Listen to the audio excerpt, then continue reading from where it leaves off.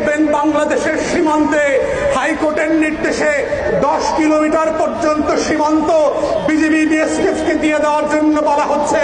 আপনার সীমান্ত চলে যাবে। গতকালকে দেখলাম সিলেট সীমান্তে ভারতের খাসিয়া জনগোষ্ঠী বাংলাদেশি 2 জনকে হত্যা করেছে।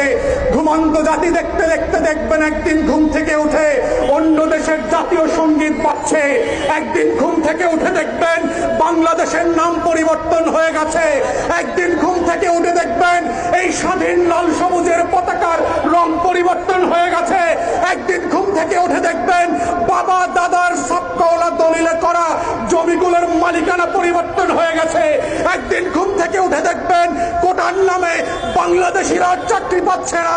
বিদেশ থেকে আসা বর্ডার ক্রস করে এসে লক্ষ লক্ষ মানুষ আপনার আমার চাকরি কেড়ে নেবে।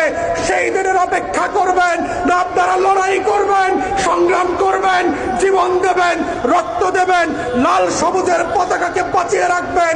এটা বাংলাদেশের 20 কোটি মানুষকে সিদ্ধান্ত নিতে হবে। ঘন্টা দেরি হবে, 1 ঘন্টার স্বাধীনতার লড়াইতে আপনি পিছনে পড়ে যাবেন। তাই কোনো ঘন্টা মিনিট সেকেন্ড অপেক্ষা করবার সুযোগ নাই। লড়াইতে নামেন। যে যেখানে আছেন বাংলাদেশের পক্ষে আওয়াজ তোলেন, ভোটের পক্ষে আওয়াজ তোলেন, ঘোষিত বেগমের বিপক্ষে আওয়াজ তোলেন, শেখ পরিবারের যে বেনিয়াগিরি চালু হয়েছে তার বিরুদ্ধে কথা বলেন। ঘোষিত বেগমদেরকে বাংলাদেশ মাফ করে নাই, ভবিষ্যতেও করব না। আমরা লড়াই করব, জীবন দেব, রক্ত দেব। বাংলাদেশের লাল সবুজের পতাকার সাথে কোনো গাদ্দারি মেনে নেব না এবং নেব না।